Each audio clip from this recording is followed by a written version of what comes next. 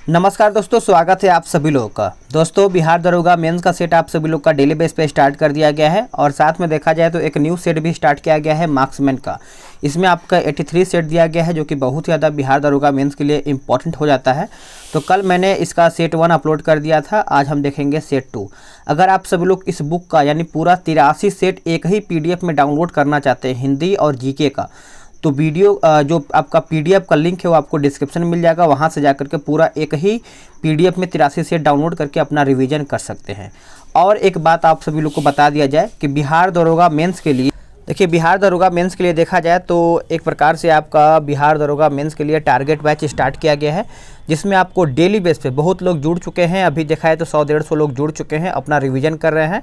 दिन भर में आपका देखा जाए तो 3 सेट प्रोवाइड किया जा रहा है। अभी सुबह का सेट उनको दे दिया गया है और दोपहर में दिया जाता है और रात में दिया जाता है। ठीक है, इस प्रकार से आपको कोई भी सेट खरीदना नहीं पड़ेगा अगर आप एक बार जुड़ जाते हैं। तो अगर आप सभी लोग जुड़ना चाहते हैं बिहार दरोगा मेंस टारगेट बैच में, तो जो वीडियो का लिंक है आपको समझने के लिए, जानने के लिए कि कैसे जुड़ा जाए, क्या करना है, तो वीडियो को आपको डिस्क्रिप्शन में लिंक मिल जाएगा। वहाँ से जाकर के आप चेकआउट करके आराम से जुड़ सकते हैं। तो चलिए आज का पहला प्रश्न क्या है देख लेते हैं।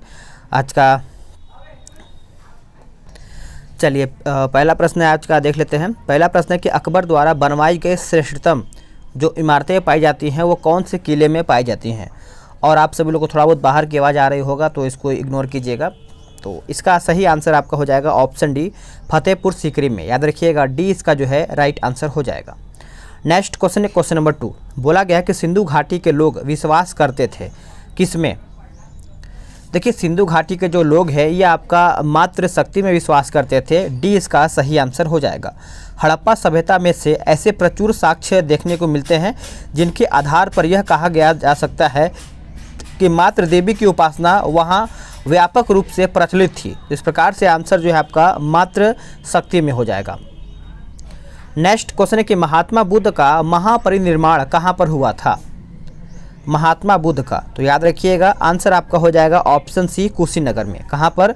कुशीनगर इसका सही आंसर हो जाएगा। चलिए नेक्स्ट क्वेश्चन देखेंगे, क्वेश्चन नंबर 4। क्वेश्चन नंबर 4 आपका यहाँ पे बोल रहा है कि निम्नलिखित में से कौन शासक पृथ्वीराज चौहान के नाम से प्रसिद्ध है। पृथ्वीराज चौहान के नाम से प्रसिद्ध है तो वह कौन है? तो आपका हो जाएगा ऑप्शन सी, पृथ्वीराज तृतीय हो जाएगा, यानी पृथ्वीराज थर्ड हो जाएगा। सी इसका सही आंसर हो जाएगा। चलिए नेक्स्ट क्वेश्चन देखेंगे। देखिए टाइम आपके पास कम है, जितना रिवीजन करेंगे उतना आपके लिए बेहतर होगा। तो सुपर फास्ट तरीके से मैं रिवीजन करा रहा हूँ ताकि आपका कम समय में रिवीजन हो जाएगा और अपना जितना टाइम आपका बचेगा वो आप खुद से घर पर बैठ के अपना रिवीजन कर पाएंगे। भारत में 1613 ईस्वी में अंग्रेज़ों ने अपनी पहली फैक्ट्री कहाँ स्थापित किया था। तो ये जो पहला फैक्ट्री था याद रखिएगा सूरत में स्थापित किया गया था। डी इसका सही आंसर हो जाएगा। नेक्स्ट क्वेश्चन कि 1857 के विद्रोह के समय ब्रिटिश प्रधानमंत्री कौन था। ब्रिटिश प्रधानमंत्री कौन था? तो याद रखिएगा आपका ऑप्शन बी हो जाएगा, पामस्टर्न, यानी बी आपका राइट आंसर हो जाएगा। आप इसका याद रखिएगा। अगर हम इसका कार्यकाल देखा जाए तो 1855 से 58 के बीच में था, तो याद रखिएगा। बुद्ध ने अपने जीवन के अंतिम वर्ष जो है ऋतु वर्षा ऋतु कहाँ बिताई थी। कहाँ पर बिताई थी? तो 7 का राइट आंसर देखा जाए तो बी राइट आंसर आपका हो जाएगा वैशाली में। कहाँ पर? वैशाली राइट आंसर हो जाएगा। इसको आप नोट डाउन कर सकते हैं। नेक्स्ट क्वेश्चन है कि सिंधु सभ्यता की विकसित अवस्था में निम्नलिखित में से किस स्थल से घरों में कुओं के अवशेष मिले हैं। घरों में कुएं के अवशेष जो आपका अवशेष मिला था याद रखिएगा यह आपका मोहनजोदड़ो हो जाएगा। डी राइट आंसर हो जाएगा क्वेश्चन नंबर 8 का। तो इसको आप अच्छे से याद रख सकते हैं। चलिए नेक्स्ट देखें क्वेश्चन नंबर 9। अंतिम मुगल सम्राट बहादुर शाह था, उसके पिता का नाम क्या था। उसके पिता का नाम क्या था? तो उसके पिता का नाम था अकबर शाह द्वितीय। अकबर शाह द्वितीय उसके पिता का नाम था। तो आप इसको अच्छे से याद रखिएगा। सही आंसर आपका बी हो जाएगा। चलिए नेक्स्ट क्वेश्चन देख लेते हैं। नेक्स्ट क्वेश्चन कि शिवाजी की राजधानी कहाँ पर थी। शिवाजी की जो राजधानी थी याद रखिएगा, भूलिएगा नहीं, ये आपका हो जाएगा रायगढ़ में। कहाँ पर? रायगढ़। देखिए 1674 ईस्वी में शिवाजी ने अपना राज्याभिषेक कराया था तथा छत्रपति की उपाधि धारण की एवं रायगढ़ को अपना राजधानी भी बनाया था। नेक्स्ट क्वेश्चन है क्वेश्चन नंबर 11। बोला गया है कि महात्मा गांधी ने पहला आमरण अनशन कब आरंभ या फिर कब प्रारंभ किया था। चलिए बताइएगा। तो इसका सही आंसर आपका हो जाएगा ऑप्शन ए, कम्युनल अवार्ड के समय में, यानी ए जो है इसका 11 का सही आंसर हो जाएगा। देखिए 1932 को यरवदा जेल में रहते हुए ब्रिटिश प्रधानमंत्री रैमजे मैकडोनाल्ड के सांप्रदायिक निर्णय के विरुद्ध ये प्रारंभ किया गया था। तो आप इसको अच्छे से याद रखिएगा। नेक्स्ट क्वेश्चन कि 14 जुलाई 1942 को कांग्रेस कार्य समिति द्वारा भारत छोड़ो आंदोलन का प्रस्ताव कहाँ पारित किया गया? कहाँ पर पारित किया गया था? तो ये आपका वर्धा में पारित किया गया था। बी राइट आंसर हो जाएगा। आप इसको अच्छे से याद रखिएगा।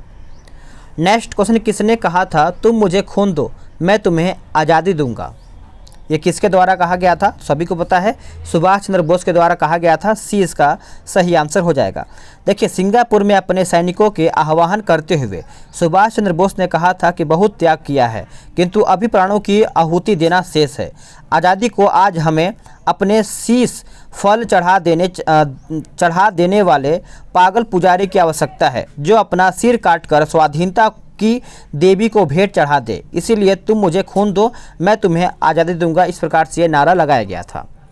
चलिए नेक्स्ट क्वेश्चन देखेंगे। क्वेश्चन नंबर 14 बोला गया है कि इंकलाब जिंदाबाद का नारा किसने दिया था? इंकलाब जिंदाबाद का नारा सभी को पता है, यह आपका भगत सिंह के द्वारा दिया गया था। सी इसका सही आंसर हो जाएगा। चलिए नेक्स्ट क्वेश्चन देखेंगे। नेक्स्ट क्वेश्चन कि निम्नलिखित में से किस आंदोलन के कारण भारतीय राष्ट्रीय कांग्रेस का विभाजन हुआ जिसके परिणाम स्वरूप नरम दल और गरम दल का उद्भव हुआ था? चलिए बताइएगा। तो 15 का आंसर आपका हो जाएगा ऑप्शन ए स्वदेशी आंदोलन। स्वदेशी आंदोलन आपका राइट आंसर हो जाएगा। नेक्स्ट क्वेश्चन है क्वेश्चन नंबर 16। क्वेश्चन नंबर 16 आपका यहाँ पे बोल रहा है कि यह किसने कहा कि मुझे इस आरोप के संबंध में कोई क्षमा नहीं मांगनी है कि संविधान के प्रारूप में गवर्नमेंट ऑफ इंडिया एक्ट 1935 के एक बड़े भाग को पुनः उत्पादित कर दिया गया है। तो ये किसके द्वारा कहा गया है? तो याद रखिएगा ये कहा गया है डॉक्टर बी.आर. अम्बेडकर के द्वारा, यानी आंसर जो है आपका डी सही हो जाएगा। चलिए नेक्स्ट क्वेश्चन देखेंगे। Question number 17। क्वेश्चन नंबर 17 आपका यहाँ पे बोला गया है कि आज़ाद हिंद फौज का प्रथम सेनापति कौन था? वेरी इंपॉर्टेंट, आप सभी लोग याद रखिएगा। बहुत लोग आंसर 17 का देखा जाए तो क्या किए होंगे? सुभाष चंद्र बोस नहीं, पहले देखा जाए तो आपका मोहन सिंह थे। उसके बाद उसकी जो बागडोर है यानी जो इसका मतलब आज़ाद हिंद फौज का था वो आपका सुभाष चंद्र बोस संभाले थे। चलिए 18 का क्वेश्चन देख लेते हैं। 18 आपका यहाँ पे बोला गया है कि गांधी इरविन समझौता हुआ था मुख्य रूप से। गांधी इरविन समझौता, तो याद रखिएगा आंसर आपका हो जाएगा गोलमेज सम्मेलन में कांग्रेस की भागीदारी सहज करने के लिए। तो ए इसका जो है सही आंसर हो जाएगा। देखिए याद रखिएगा कांग्रेस द्वितीय गोलमेज सम्मेलन में भाग लेने के लिए तैयार हो गई। वस्तुतः प्रथम गोलमेज सम्मेलन में कांग्रेस शामिल नहीं हुआ था। यह समझौता जो हुआ था मुख्य रूप से गोलमेज सम्मेलन में कांग्रेस की भागीदारी सहज करने के लिए ही हुआ था। नेक्स्ट क्वेश्चन, किस वर्ष हिंदुस्तान रिपब्लिकन एसोसिएशन की स्थापना हुआ था? तो ये कौन से वर्ष में हुआ था? तो ये आपका 1924 में हुआ था। बी राइट आंसर हो जाएगा, याद रखिएगा। नेक्स्ट क्वेश्चन कि कूका आंदोलन को किसने संगठित किया था? कूका आंदोलन को किसके द्वारा संगठित किया गया था बताइएगा। करेक्ट आंसर आपका हो जाएगा ऑप्शन सी गुरु राम सिंह। गुरु राम सिंह इसका सही आंसर हो जाएगा। आप इसको अच्छे से याद रखिएगा। पश्चिमी पंजाब में कूका आंदोलन की शुरुआत 1840 ईस्वी में भगत जवाहर मल द्वारा की गई थी, जिन्हें मुख्यतः सियान साहब के नाम से पुकारा जाता था। उनका उद्देश्य सिख धर्म से प्रचलित बुराइयों और अंधविश्वासों को दूर कर इस धर्म को शुद्ध करना था। तो आप इसको अच्छे से याद रखिएगा। नेक्स्ट क्वेश्चन है क्वेश्चन नंबर 21। निम्नलिखित में से कौन सा एक सबसे सूखा स्थान है? सबसे सूखा स्थान अगर देखा जाए तो ये आपका हो जाएगा ऑप्शन सी लेह हो जाएगा। देखिए लेह भारत में सबसे कम वर्षा का क्षेत्र है और यह भारत का सबसे शुष्क स्थल माना जाता है। चलिए नेक्स्ट क्वेश्चन देखेंगे। क्वेश्चन नंबर 22 बोला गया है कि निम्नलिखित में से सबसे प्राचीन पर्वत श्रृंखला कौन सी है? सबसे प्राचीन पर्वत श्रृंखला की अगर हम बात करें तो ये आपका हो जाएगा option B Aravalli. Aravalli right answer हो जाएगा। नेक्स्ट क्वेश्चन की गंगा नदी की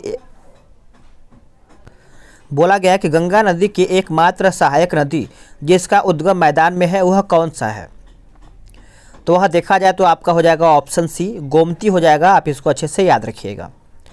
नेक्स्ट क्वेश्चन है कि निम्नलिखित में से कौन सा बाल्कन देश नहीं है? बाल्कन देश नहीं। आप कमेंट करके बताइएगा कि आप सभी लोग इसमें से कितना प्रश्न सही कर पा रहे हैं। यह आपका हो जाएगा ऑस्ट्रिया आपका बाल्कन देश नहीं है, बाकी आपका स्लोवेनिया हो जाएगा, बुल्गारिया हो जाएगा, रोमानिया भी देखने को मिलता है। नेक्स्ट क्वेश्चन कि 2011 की जनगणना के अंतिम आंकड़ों के अनुसार भारत में साक्षरता का प्रतिशत कितना है? तो अगर हम भारत की बात करें तो आपका 74.04% हो जाएगा। बी इसका सही आंसर हो जाएगा।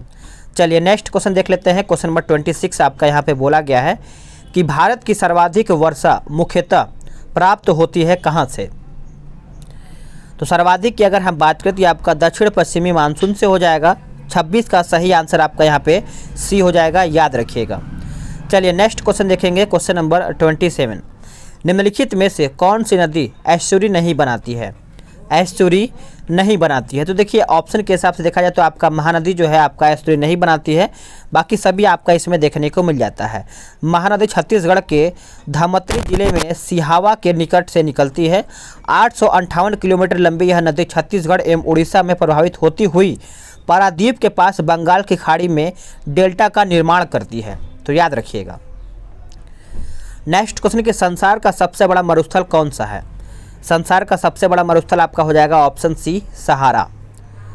नेक्स्ट क्वेश्चन है कि निम्नलिखित में से कौन सा देश कैस्पियन सागर से सीमा नहीं बनाता है? कैस्पियन सागर से सीमा नहीं बनाता है तो ये आपका हो जाएगा ऑप्शन सी, यानी इराक।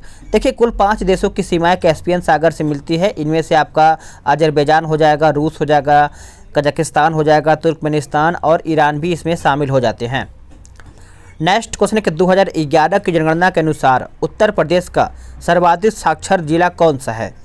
उत्तर प्रदेश का साक्षर जिला पूछा गया है तो ये आपका हो जाएगा गौतम बुद्ध नगर। गौतम बुद्ध नगर यानी ऑप्शन ए राइट हो जाएगा।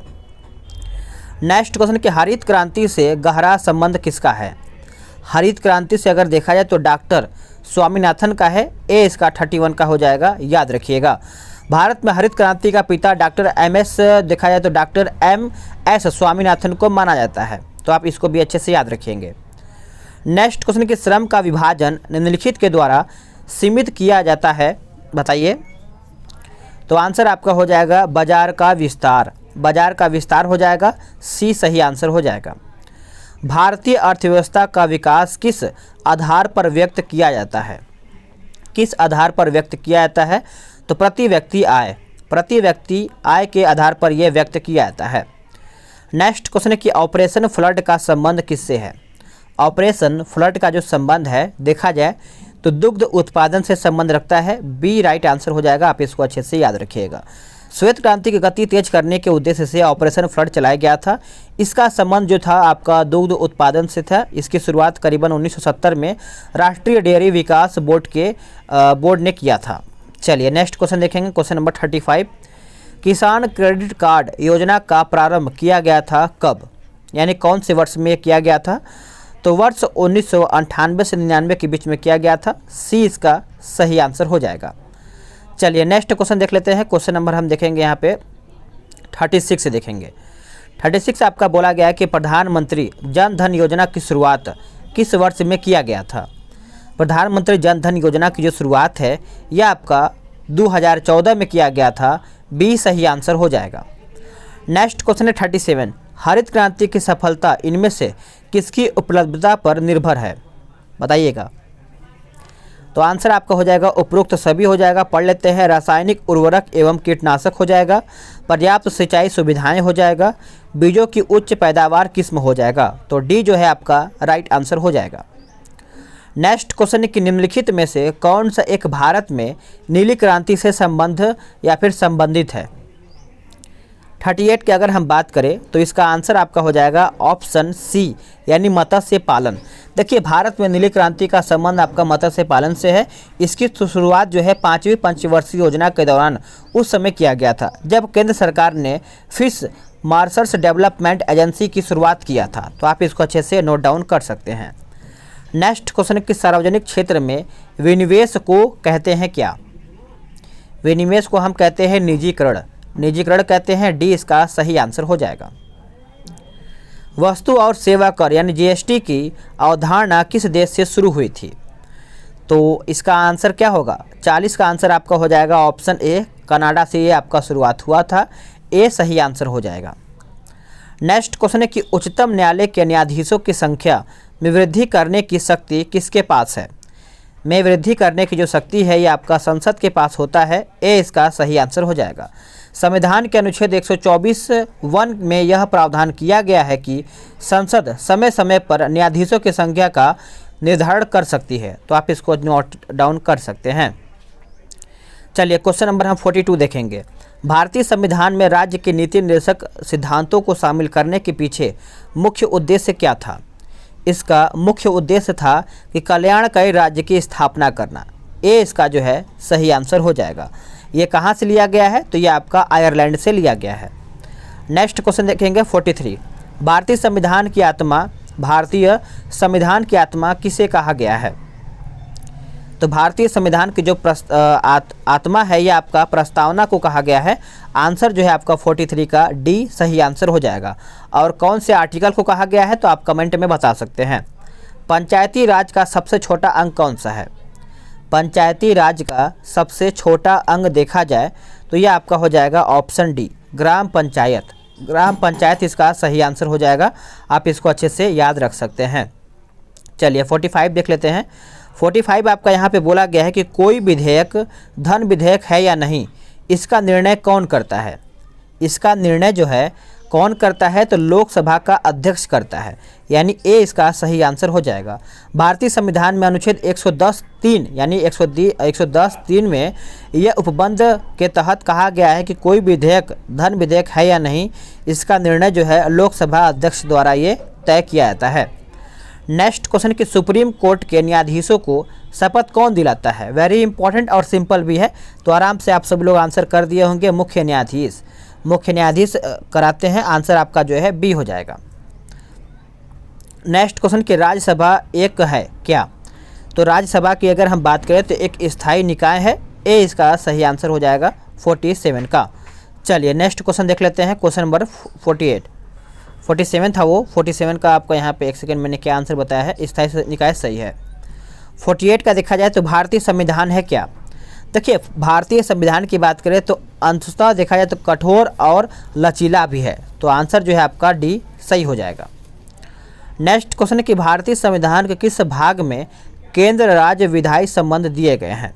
चलिए बताइएगा। तो इसका आंसर आपका क्या हो जाएगा? इसका आप कमेंट में बता सकते हैं। सिंपल है, देखते हैं कौन इसका आंसर करता है। चलिए 50 देख लेते हैं कि पंचायत समिति के सदस्य पूछा गया है। पंचायत समिति के सदस्य देखा जाए तो जनता द्वारा प्रत्यक्ष रूप से चुने जाते हैं। ए इसका जो है राइट आंसर हो जाएगा। नेक्स्ट क्वेश्चन कि लेंस की शक्ति मापी जाती है किससे? जो लेंस की शक्ति है ये आपका डायोप्टर से मापा जाता है। ए इसका आंसर हो जाएगा। चलिए नेक्स्ट देखेंगे, गुरुत्वाकर्षण के सार्वभौमिक निकाय का प्रतिपादन किसने किया? तो यह आपका किया गया था न्यूटन के द्वारा। किसके द्वारा? न्यूटन के द्वारा, यानी ऑप्शन ए राइट हो जाएगा। एक विलयन लाल लिटमस को नीला कर देता है। विलयन का पीएच पूछा गया है। विलयन का पीएच मान अगर हम देखा जाए तो आपका इनमें से कोई नहीं होगा। आंसर जो है 53 का डी सही आंसर हो जाएगा। देखिए विलयन का पीएच मान देखा जाए तो 7 से कम होता है, वह अम्लीय होता है, तथा 7 से अधिक पीएच मान वाले विलयन क्षारीय होते हैं। तो याद रखिएगा, भूलिएगा नहीं। नेक्स्ट क्वेश्चन देखेंगे, क्वेश्चन नंबर 54। क्वेश्चन नंबर 54 बोला गया है कि निम्न मिश्र धातुओं में से किसमें तांबे की मात्रा अधिकतम है? तांबे की मात्रा की अगर हम बात करें तो सबसे ज़्यादा आपका कांसा में देखने को मिलता है। 54 का आंसर जो है आपका बी हो जाएगा। पीतल में 68 से 71% तक तांबा का शेष जस्ता उपस्थित होता है। चलिए नेक्स्ट क्वेश्चन देख लेते हैं। क्वेश्चन नंबर हम देखेंगे यहाँ पे 55 नंबर। बोला गया है 55 की जेरेंटोलॉजी निम्नलिखित में से किसके अध्ययन से संबंधित है? जेरेंटोलॉजी। देखिए जेरेंटोलॉजी की अगर हम बात करें तो ये आपका हो जाएगा ऑप्शन डी वृद्ध से है, यानी डी इसका सही आंसर हो जाएगा। जेरेंटोलॉजी जीव विज्ञान की एक उपशाखा है जिसका संबंध वृद्ध व्यक्तियों में से, यानी वृद्धावस्था में मांसपेशियों शिथिल हो जाती है, इससे संबंधित आपको देखने को मिलता है। नेक्स्ट क्वेश्चन कि जलयुक्त गिलास में तैरता हुआ बर्फ का टुकड़ा जब पिघलता है तो पानी का स्तर क्या होता है? जब पानी का स्तर देखा जाए तो आपका वही रहेगा, सी इसका सही आंसर हो जाएगा। नेक्स्ट क्वेश्चन कि गोताखोरों के सांस लेने संबंधित क्रिया में उपयोग की जाने वाली गैस कौन सी है? चलिए बताइएगा। तो 57 का सही आंसर आपका हो जाएगा ऑक्सीजन तथा हीलियम। ऑक्सीजन तथा हीलियम आपका राइट आंसर हो जाएगा। चलिए नेक्स्ट क्वेश्चन देखेंगे कि रेशम का कीड़ा अपने जीवन चक्र के किस चरण में वाणिज्यिक तंतु पैदा करता है? वाणिज्यिक तंतु पैदा करता है, बताइए। चलिए बताइए इसका सही आंसर क्या हो जाएगा 58 का। देखिए 58 का राइट आंसर की बात करें तो ये आपका हो जाएगा ऑप्शन सी, कोशित हो जाएगा। क्या हो जाएगा? कोशित। चलिए नेक्स्ट क्वेश्चन देखेंगे। नेक्स्ट क्वेश्चन है कि निम्नलिखित रोगों में से एक जो पानी के प्रदूषण की वजह से नहीं है वो आपका कौन सा है? तो आपका हो जाएगा हेपेटाइटिस बी। देखिए हेपेटाइटिस बी रोग एचबीवी विषाणु के कारण होता है। इस विषाणु का संचरण जो आपका देखा है तो रक्त या लैंगिक संपर्क के दौरान ही होता है। नेक्स्ट क्वेश्चन देखेंगे, मटर पौधा है, मटर पौधा है तो देखा है तो आपका साग हो जाएगा, ए आंसर हो जाएगा। नेक्स्ट क्वेश्चन है, इसमें आपका देखा है तो मैथ क्वेश्चन का दिया गया है, तो आराम से इसको मैं स्क्रॉल कर दे रहा हूँ। बहुत लोग बोले कि सर स्क्रॉल कर दिया कीजिए, बीच में कट नहीं किया कीजिए, तो मैं इसको स्क्रॉल करूँगा, आप आराम से इसको वीडियो रोक करके लगा सकते हैं, ठीक है। चलिए, ताकि आप सभी लोग भी ना कहें कि मैं आपका मतलब कमेंट नहीं पढ़ता हूँ। देखिए कमेंट आपका सभी लोग का पढ़ा जाता है, आप सभी लोगों परेशान नहीं होइएगा, आराम से वीडियो रोक करके इसको बना सकते हैं।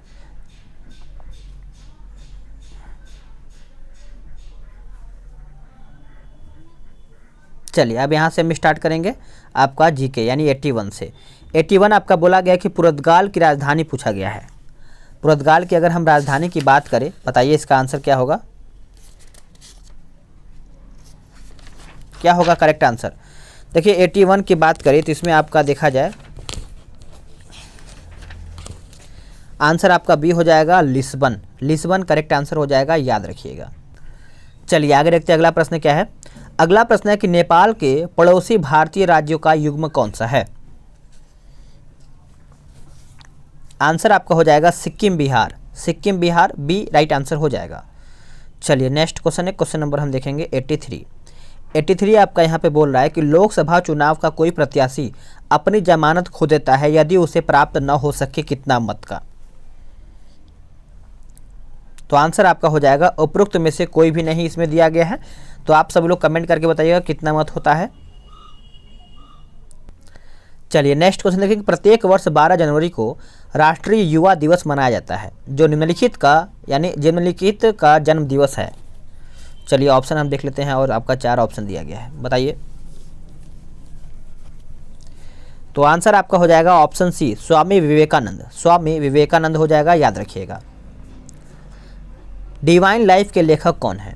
डिवाइन लाइफ के लेखक कौन है बताइएगा। तो आपका हो जाएगा क्या डिवाइन लाइफ का देखा है तो आपका शिवानंद हो जाएगा, सी इसका राइट आंसर हो जाएगा। नेक्स्ट क्वेश्चन कि सरस्वती सम्मान किस क्षेत्र में दिया जाता है? सरस्वती सम्मान जो है आपका कौन से क्षेत्र में दिया जाता है? तो आंसर आपका हो जाएगा ऑप्शन ए, साहित्य के क्षेत्र में दिया जाता है, ए सही आंसर हो जाएगा। नेक्स्ट क्वेश्चन है कि निम्न में से किस देशों से ओलंपिक खेलों की शुरुआत हुई थी? किस देशों से ओलंपिक खेलों की शुरुआत हुई थी? तो आंसर आपका हो जाएगा ऑप्शन डी, यूनान हो जाएगा, याद रखिएगा यूनान। नेक्स्ट क्वेश्चन है कि WTO का मुख्यालय अवस्थित है। WTO का जो मुख्यालय है ये आपका अवस्थित है कहाँ पर? तो जेनेवा में स्थित है। कहाँ पर? जेनेवा में, ए इसका सही आंसर हो जाएगा। आगे देखेंगे कुचिपुड़ी की उत्पत्ति कहाँ से हुई है? देखिए कुचिपुड़ी की जो उत्पत्ति है आप इसको अच्छे से याद रख सकते हैं, आंध्र प्रदेश हो जाएगा, ए आंसर इसका सही हो जाएगा। नेक्स्ट क्वेश्चन कि हवा में उपस्थित ऑक्सीजन का प्रतिशत है लगभग कितना %? तो हवा में देखा है तो आपका करीबन 21% अवस्थित है, इसका आंसर जो है आपका डी हो जाएगा। नेक्स्ट क्वेश्चन कि ईरान की राजधानी पूछा गया है। ईरान की राजधानी, तो आंसर आपका हो जाएगा ऑप्शन ए, तेहरान। तेहरान इसका सही आंसर हो जाएगा। अब आते हैं 92 पे, किसके द्वारा भारत श्रीलंका से अलग होता है? किसके द्वारा? तो देखिए इसका आंसर आपका हो जाएगा ऑप्शन बी, पाक जलडमरू मध्य हो जाएगा, आंसर जो है इसका बी सही हो जाएगा।